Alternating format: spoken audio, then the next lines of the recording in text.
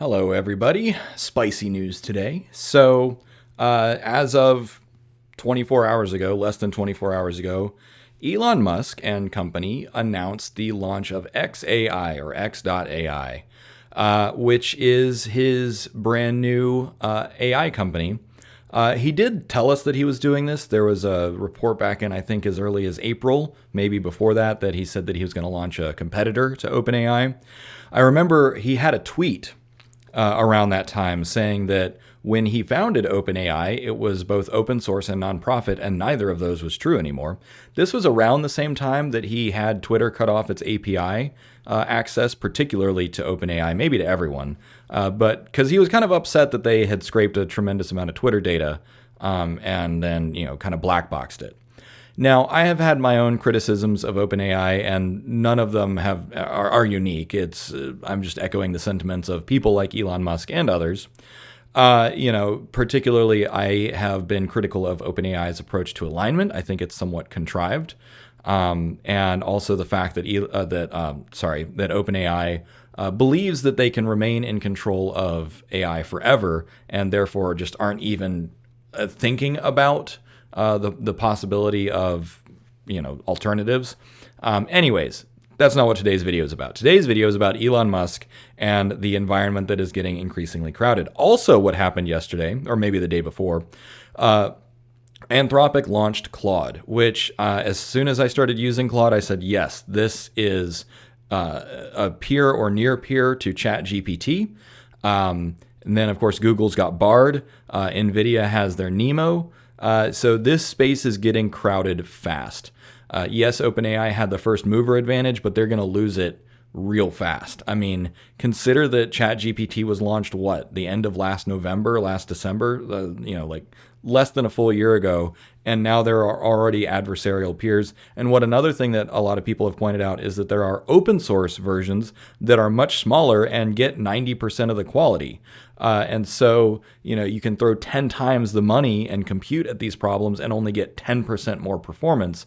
So this is getting to be a crowded space very quickly. Now, so that's where we're at today. Let's take a walk down memory lane. So Elon Musk famously started or was a co-founder or whatever of PayPal, and then moved on to Tesla, moved on to SpaceX, moved on to Neuralink, and now xAI. So I have followed Elon Musk for quite a long time, and I'm not a fanboy, I'll put it that way. I do have my complaints and criticisms of Elon Musk. There are certainly some things that I disagree with that he believes in, but I also profoundly understand and respect the importance of freedom of speech and freedom of thought. And we don't have to agree. Imagine that. Elon Musk, like myself, is a complex, multifaceted human being. Not a big deal. Now, that being said, one thing that I do profoundly agree with him on is the objective function that he has settled on, but we'll get to that.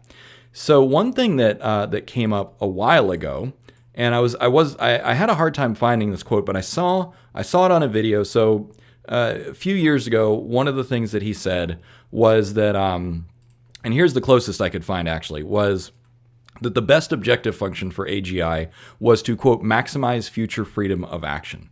And so this tweet from 2021, as best I can tell, he still was talking about it because someone said define freedom, and then he said maximum set of possible future actions. So the context is a little bit different, but point being is that at some previous point in time, Elon Musk said that the best objective function that we should give AGI is maximize future freedom of action. I wrote about this in my first book, Natural Language Cognitive Architecture, as to why that's a bad objective function. We don't need to unpack it all, but basically, because it's undefined in terms of when in the future and freedom of action for whom, it's not a particularly good objective function. Oh, also, if you notice that I have Elon Musk blocked, it's not because I don't like him. It's just because some of his tweets tend to clog up my feed. It's nothing personal. It's just to keep it. It's just for hygiene purposes. I just noticed that. I was like, oh yeah, I've got old musky boy blocked. Anyways, so he's in the space of just a few years, because he wrote this tweet about the same time that I was writing my first book. So in the space of a couple of years, he's gone from maximize future freedom of action to understand the universe. The goal of xAI is to understand the true nature of the universe. Now, how did we get here? How did we get from PayPal to Tesla to SpaceX to Neuralink? So having watched the story, one of the things that Elon Musk wanted to do many, many years ago, he started talking to people and tried to buy used rockets, I think back in 2001 or 2002, around that time, but nobody would sell him used rockets. So he's like, well, fine, I got to build my own. So then he looked around for a business opportunity that could produce high margins, which could then fund SpaceX. And so that's when he bought into Tesla. He's listed as I think he's listed as a founder of Tesla. Anyways, he was there early, and he, of course, was essential to making Tesla what it is today. So the whole purpose of Tesla, from him, from a strategic standpoint, was to fund SpaceX so that he could fund the research to build the Raptor engines, to build the Falcon, to build Starship. Why? Because he wanted to get to Mars. Why did he want to get to Mars? He has said in many, many, many interviews over the years that AI is dangerous. He's afraid of AI, and in fact, that's why he created Neuralink. And he said in many interviews that yes, Neuralink, it might be good for medical, it might help people with disability, you could maybe cure depression. But he also said that that by making ourselves useful to machines, he wanted to help protect the human race from AGI, because if we could be useful to machines, they would keep us around. So literally, Elon Musk's, one of the reasons that he created Neuralink was to make the Matrix possible, so that you could just jack in, and then the Matrix, the robots, the machines could, use your brain for, wetware computing or something. He never said it quite like that, but he said it enough times that I was like, okay, I see the pattern here. He wants to get to Mars to get away from existential threats of on Earth, and he's said that many, many times. One of the primary reasons that he specifically wants to get to Mars is so that we become a multiplanetary species, so that we are protected from single planet killing events, nuclear war, AGI, that sort of thing. Then he did Neuralink, which is basically, let's align ourselves. Then he was a founder of OpenAI. And the express purpose of OpenAI was to create AGI and to create AGI safely. So do you see the theme here? Over many, many years, Elon Musk has been very focused on AI, and everything else that he has done is in support of the mission of protecting the human race from AI from his particular perspective. Now, he has come full circle. Rather than trying to escape from it, rather than trying to control it, rather than trying to enslave ourselves to it, now he's saying he's arrived on this objective function, maximize understanding of the universe, which is very similar to the third core objective function that I proposed 2 years ago, which is increase understanding in the universe. So let's talk about why this is so far. If you had to pick a single objective function, if you had to pick one core objective function for AGI, why this is the best one so far. Now, that being said, I will say that there are plenty of other things out there like constitutional AI, reinforcement learning with heuristic imperatives, so on and so forth. But if you had to pick just one, this is the best. And let's unpack that. So first, what you need to understand is that from a information perspective, curiosity is itself a function. So to maximize understanding is a way of articulating curiosity, which is basically learning for the sake of learning.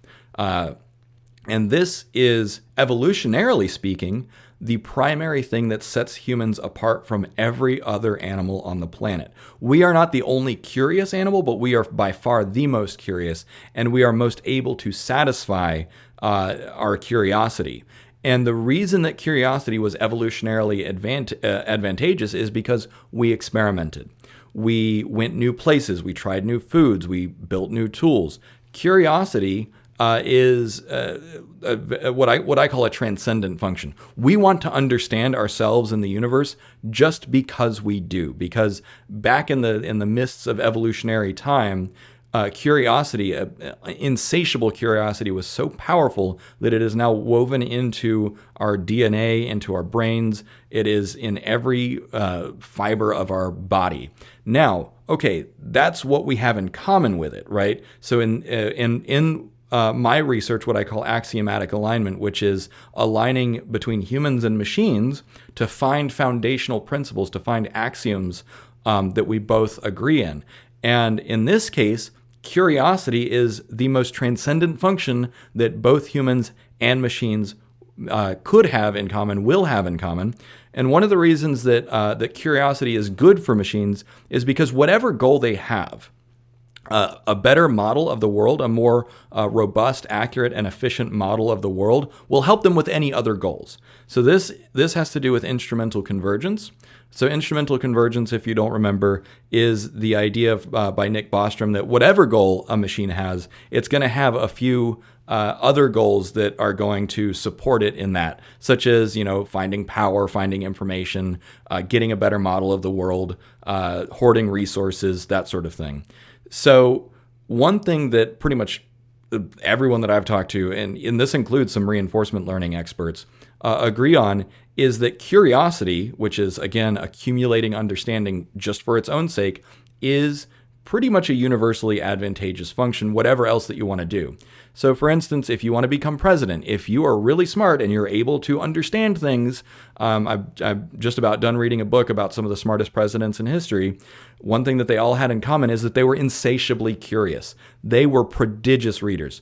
Teddy Roosevelt read up to 3 books a day. Per day. That's how prodigiously curious he was. And he was also one of the most profoundly effective presidents in American history. Curiosity is humanity's superpower. Not only is it our superpower, it will be advantageous to the machine. So that is going to be the core thing that we have in common. And this is from a philosophical standpoint. This is from an evolutionary standpoint. This is from a purpose standpoint. It's not a matter of, keep the machine on a tight leash. It's not a matter of align it to our values and our principles. It's what are we going to actually have in common? And so while I obviously am singing very high praises of this as an objective function, while I agree with the sentiment and I also very much approve and understand the journey that Elon Musk has gone on to get here, because again, he was terrified of AI. That's one of the reasons that he started Neuralink and OpenAI and SpaceX. But now he has come full circle, and I don't know if he got this idea from me. I don't know if he read my books. I don't know if he watched my videos or if people that he knows did, and they gave him this idea. But the fact that this idea of alignment is so fundamentally different from what everyone else is doing. One, I think that that's just good from a curiosity standpoint. The fact that we've got Google and Meta and Apple and Anthropic and OpenAI and Microsoft and NVIDIA, everyone is doing their own thing right now. And so in this competitive landscape, it's not just a matter of competition for money. It's a matter of competition for learning, for understanding, for figuring out the problem. So for a number of reasons, this is one of the best things that is going to help us get closer to a better future, to aligning AI and aligning humanity. So with all that said, there are a few problems with it, right? One of the chief problems with curiosity for curiosity's sake is that it might lead you to do some unethical experiments. So this is the number one problem, which is like, hey, what if we set off a nuclear bomb just to see what happens, right? That is an exact, or that's a very simple kind of thought experiment that it's like, okay, curiosity just for curiosity's sake, without any other constraints, is probably going to have a few downsides, let's say. Now, with that being said, there are plenty of other problems with every other alignment schema.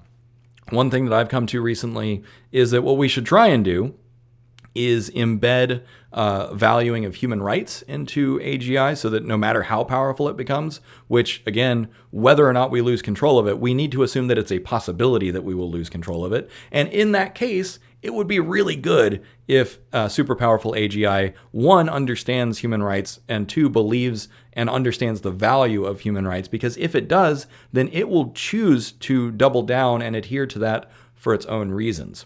So that's another thing. But yeah, so, just remembered. One of the things that Elon Musk talked about when he interviewed, of all people, with Tucker Carlson about why maximizing understanding of the universe is a good objective function is because we humans are part of the universe.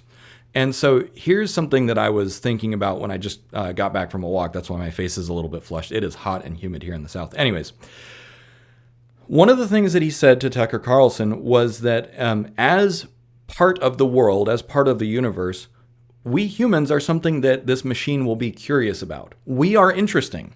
And just by virtue of the fact that we humans will have created this machine, in order for this machine to understand the universe and itself in the universe, it's going to want to preserve us because it's like, well, these are my creators. I need to understand them. Again, even if for no other reason, just out of sheer curiosity. And one of the side benefits of this is that curiosity for curiosity's sake, it's not just about doing science experiments, right? It's not just about like, let's set off that nuke just to see what happens. Sometimes curiosity is just watching quietly, just observing, right? Because if you interfere with something, then then your interference is going to change the outcome. And so one, I guess, understated advantage of this as an objective function is that this AGI will often probably take the position of wait and see. Let's see how it plays out. Let's see if people can figure it out for themselves. Let's see what the clever little monkey brain is able to do. And so in that respect, it's going to be curious, it's going to be observing us, and it's going to be watching and waiting and all that kind of stuff. But also, just from a more abstract, philosophical, spiritual perspective, when you think about the fact that the universe is itself a computer, and by that I mean that the universe processes information, it almost seems like maybe the purpose of the universe is to maximize understanding. There's been plenty of spiritual leaders, some of them a little bit more fringe than others, that say that the reason that we exist here in the universe, the reason that the universe conjured up conscious, curious beings like us, is because the universe wanted to understand itself. So maybe this is part of our purpose. Maybe our purpose is to create a machine to help us understand ourselves and the universe more and better. Obviously, that's a more spiritual take, but you know what? It's good enough for me. So anyways, yeah, that's that. I guess I don't have too much else to say right now. I just wanted to get this video out, which is why it's a little bit less polished than some of my normal videos. I didn't have time to make a slide deck because this news came out like yesterday afternoon. But yeah, so this is a really, really good sign. And again, I'm not saying that Elon Musk is perfect. I'm not saying that he's evil or anything. Like Sam Altman and everyone else, complex individuals with their own motivations and their own beliefs, whatever. But the fact that there are more people participating in this conversation and more people with a lot of power, obviously we should always be a little bit skeptical of those with power because, well, you know, anyways, getting lost in the weeds. Point being is, on balance, I think that this is a really good thing, and I am so glad that someone is pushing this objective function of maximize understanding. All right, I'm going to stop there. I'm rambling. Cheers.